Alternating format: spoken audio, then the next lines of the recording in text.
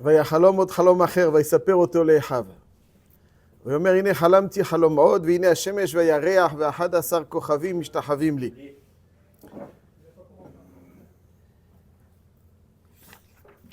Donc, il rêve que Shemesh והירח ו11 כוכבים משתחווים לי. ויספר אל אביו ואל אחיו.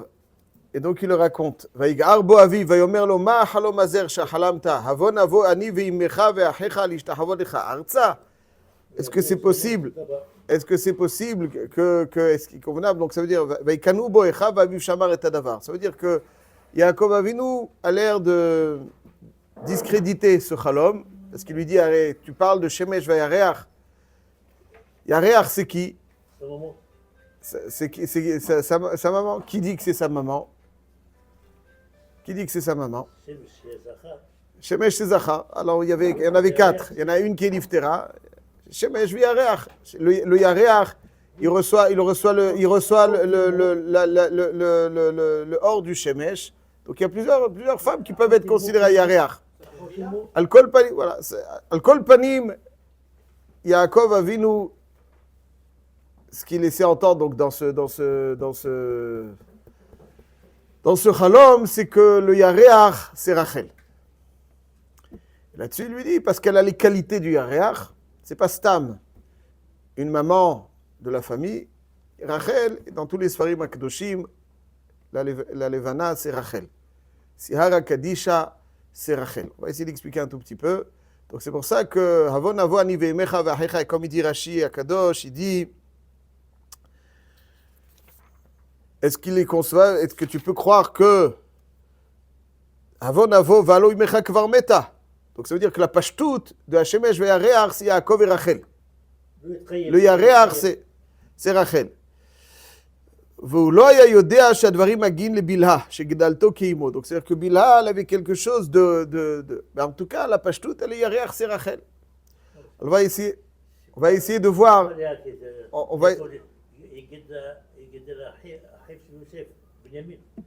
Donc on va essayer de voir en quoi Rachel, c'est la Levana. Pourquoi Rachel, c'est elle le symbole de la Levana. C'est elle la Levana. Alors si on va juste une petite réflexion sur Rachel Imenu. B'siyata d'Ishmaya. Quand Yaakov Avinu convoque Yosef Hatzadik dans Parashat Vayechi, pour bien comprendre Rachel, petite introduction d'une minute ou deux avec votre permission. Lorsque Yaakov Avinu convoque Yosef dans Parashat Vayechi pour qu'il l'amène après sa ptira à Me'arat HaMachpelah, au milieu, Yaakov Avinu dit à Yosef Hatzadik, Vani bevoim mipadan meta alay Rachel be'eretz Kenan, baderech. Be'od kivrat eretz lavo Efrata, baderech. Ça veut dire que elle est niftera, donc en voyage. Ils n'étaient pas arrivés à destination. Ils n'étaient pas dans un village. Ils étaient en voyage, en chemin. Va'akbera Hasham bederech Efrat hi Betlahem. Et je l'ai enterré dans ce chemin de Ephrat, hi Betlahem. Pourquoi est-ce qu'il a besoin de lui raconter ça? Ve'ekbera Hasham bederech Ephrat hi Betlahem. Dit Rashi Akadosh, Ve'ekbera Hasham ve'lo elachtia afilu le Betlehem lachnisa la'aretz. Ça veut dire que je ne l'ai même pas amené dans un village habité pour l'enterrer. Ve'yadati sheyesh belibcha alay. Yaakov Avinu dit à Yosef Hatzadik, je sais que tu m'en veux là-dessus. Parce que quand Rachel Imenu, quand quelqu'un, surtout Rachel Imenu, décède en voyage, a priori, ce qu'on doit faire, c'est essayer de l'amener dans un village où c'est plus convenable, dans un village. Et là, en voyage, sur le chemin, Yosef Hatzadik, vraisemblablement, dit, il n'a pas compris. Pourquoi en chemin? Pourquoi on ne pouvait pas l'amener jusqu'à... Dit Yaakov Avinu, donc quand il demande à Yosef de l'amener, il lui dit, mais peut-être que tu viendrais à penser, que tu me demandes de faire cet effort que tu n'as même pas fait pour ma mère. Tu ne l'as pas amené dans un village habité, tu l'as enterré comme ça en chemin. Dit Yaakov Avinu, Dalecha, je lis Rashi, chez Alpi Adibour Kverti Hasham. C'est parce qu'Hachem m'a demandé de le faire dans cet endroit que je l'ai fait à cet endroit. Pourquoi Hachem voulait, שתהיה לעזרה לבניה כשיגלה אותם נבוזר עדן והיו עוברים דרך שם. Lorsque il y aura le premier exil, ils passeront par là-bas, et Rachel va, יצאת רחל על קברה, donc c'est elle qui va, בוכה ומבקשת עליהם רחמים, שנאמר כל ברמה נשמע. Donc c'est pour ça que je l'ai mis en chemin, parce qu'elle devait intervenir. La question, elle est, si elle n'avait pas été en chemin, si elle avait été en ville, elle n'aurait pas pu intercéder auprès d'Hachem.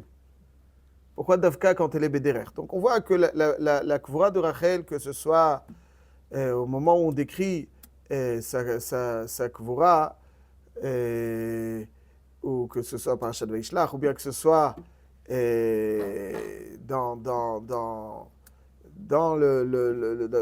dans Parashat Vaïchi, où Yaakov Avinu s'explique plutôt auprès de Yosef, toujours le dagesh, il est baderech, beretz kenam baderech, ça veut dire qu'il y a Rachel Imenu, elle est kvura baderech. 1 kilomètre ou 2 kilomètres pour ça. Baderech. La question elle est pourquoi c'est baderech, pourquoi c'est tellement significatif, pourquoi c'est baderech, c'est pour ça qu'elle peut prier. Le Maharal de Prague, dans son livre qui s'appelle Netzach Israël, Perek Aleph, donne l'explication suivante. Il dit comme ça.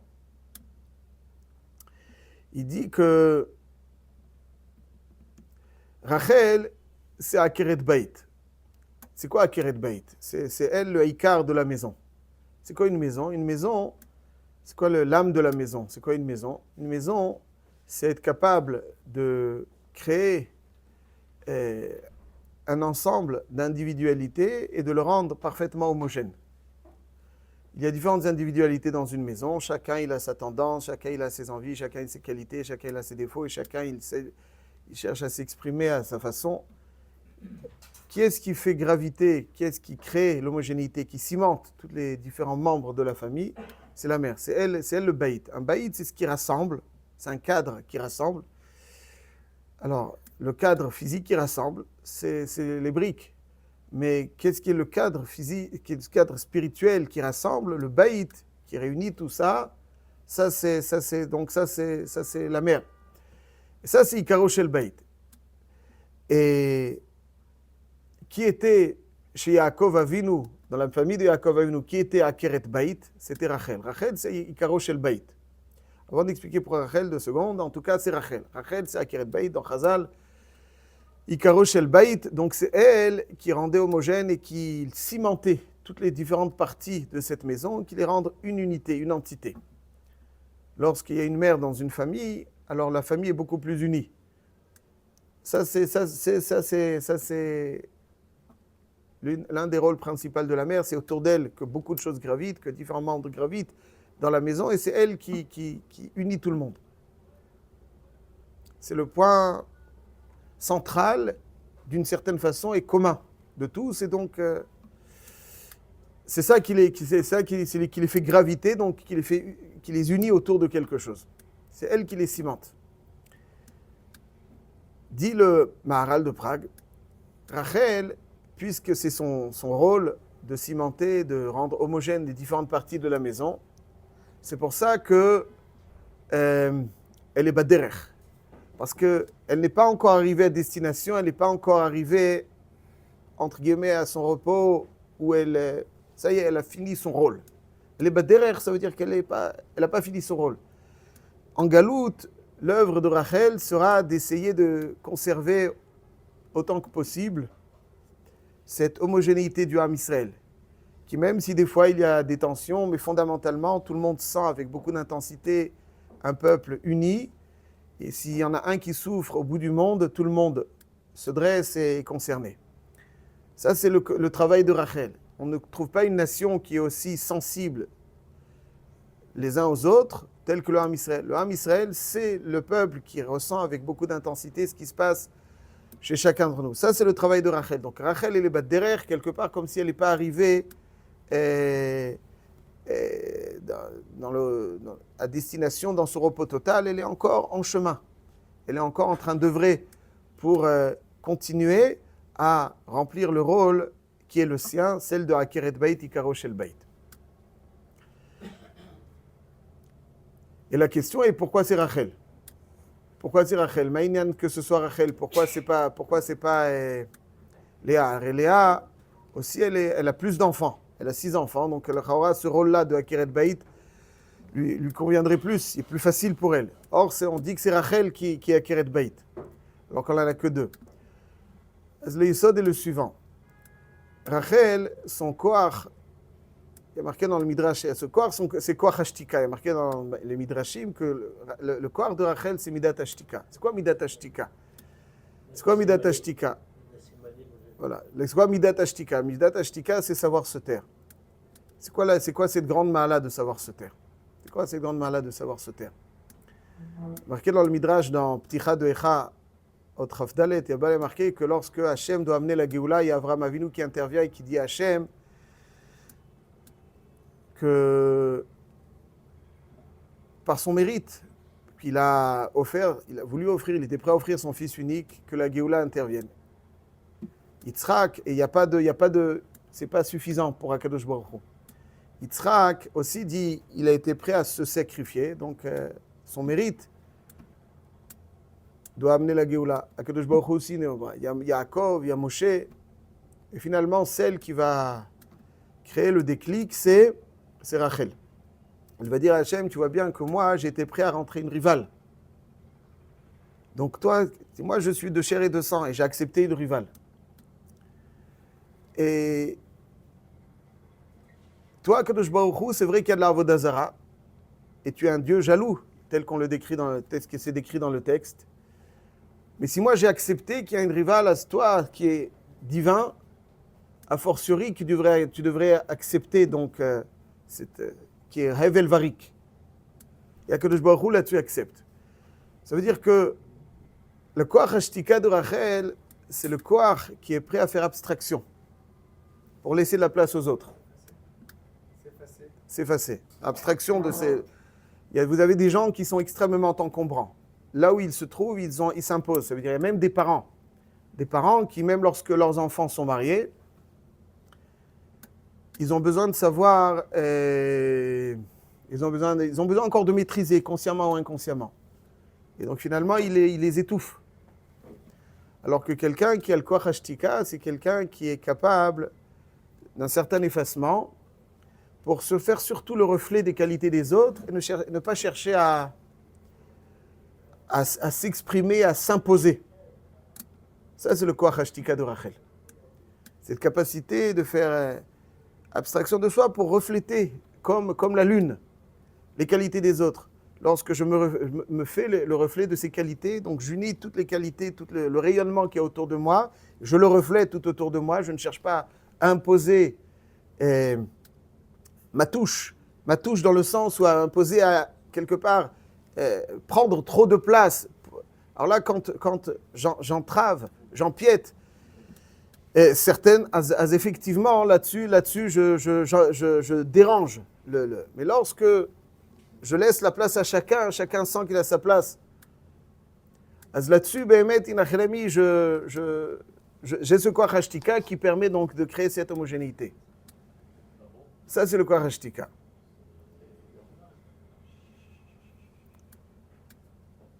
Ça, c'est le koach de Rachel Imenu. Il y avait une histoire qui me vient du Admour de Rougine, dans lequel le Admour de Rougine était connu en tant qu'Admour qui ne disait pas beaucoup de divrei Torah dans son tiche. Et on a demandé à un observateur, qu'as-tu vu dans ce tiche de Admour de Rougine, alors qu'il ne parlait pas beaucoup. Il a dit, j'ai vu un roi avec ses chassidim autour de lui et tout le monde écoutait son silence. C'est-à-dire que des fois, on a l'impression qu'on sert à Kadosh Baruch Hu en parlant, mais il faut savoir qu'on ne sert pas à Kadosh Baruch Hu qu'en parlant, on sert à Kadosh Baruch Hu aussi en se taisant. Des fois, le silence est beaucoup plus expressif dans certaines situations même quand quelqu'un a fait une erreur, alors on peut l'exprimer alors qu'il est parfaitement conscient, le gronder, alors qu'il est parfaitement conscient qu'il a fait l'erreur. Alors pourquoi on gronde? Pour se soulager. Donc ça veut dire qu'on s'exprime. C'est pas dans l'intérêt de celui qui a fait l'erreur. Parce que celui qui a fait l'erreur, il est parfaitement conscient qu'il a fait l'erreur. Le silence, des fois, il percute beaucoup plus quelqu'un. Il est plus expressif que la parole.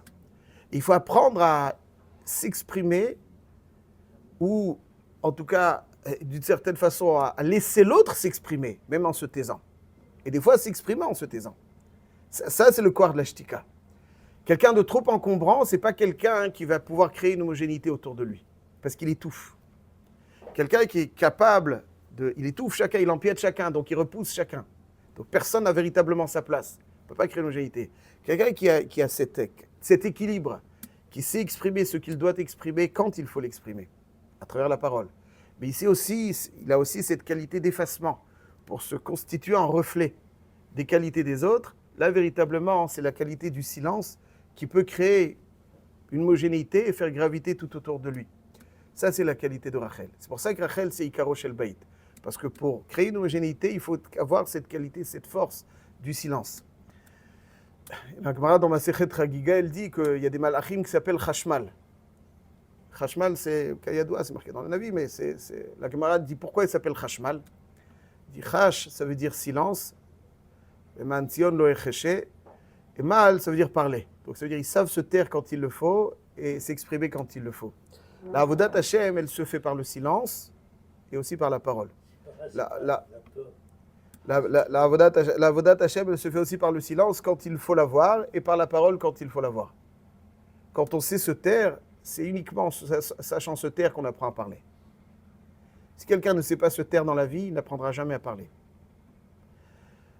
Quand c'est des gens un peu plus jeunes, je leur dis, des Bachourim, ils préparent une Sugia. Pour être un vrai élève, il faut savoir se taire. Ça veut dire quoi se taire? Pas se taire. Se taire, c'est taire son envie d'entendre ce qu'on cherche à entendre. Des fois, on a une interprétation d'un texte, et quand on l'écoute, on veut écouter ce qu'on a compris pour se conforter. Taire, c'est aussi savoir taire, pour finalement laisser de la place. Savoir se taire pour laisser de la place à une autre interprétation.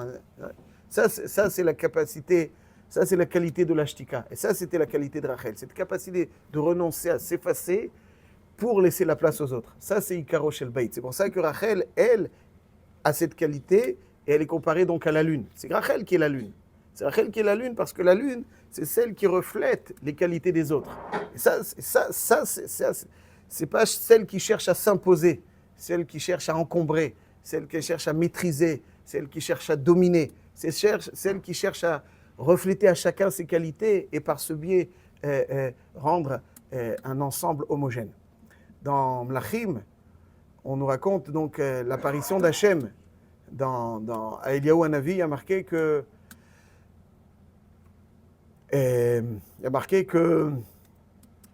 dans un premier temps, il y a eu Kol Rash, un vent, une tempête, Lo Beruach Hashem. Après, il y a eu Rash, Lo Berash Hashem.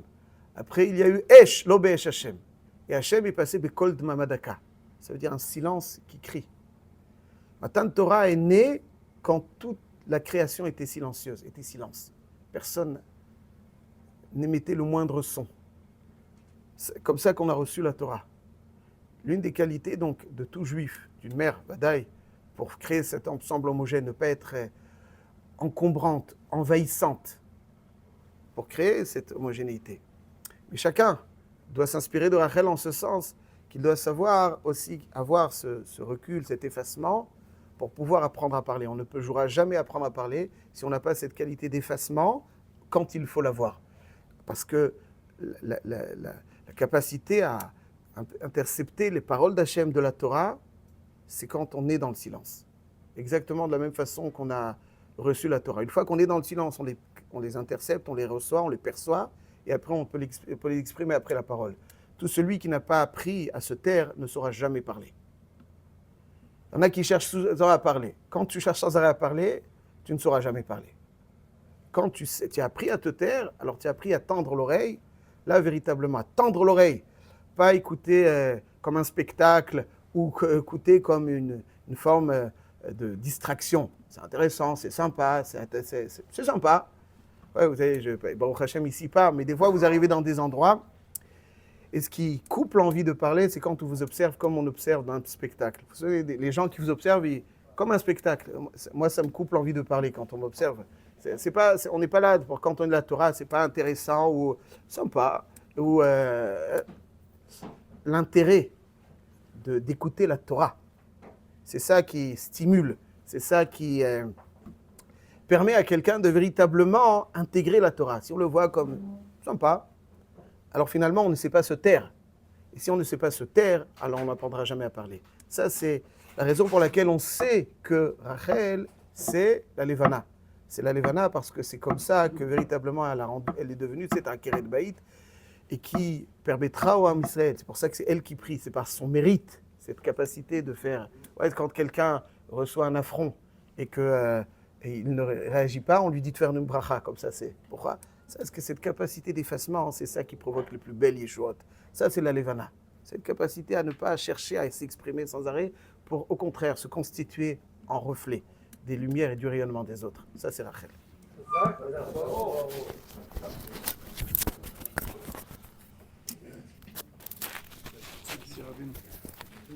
Bien sûr.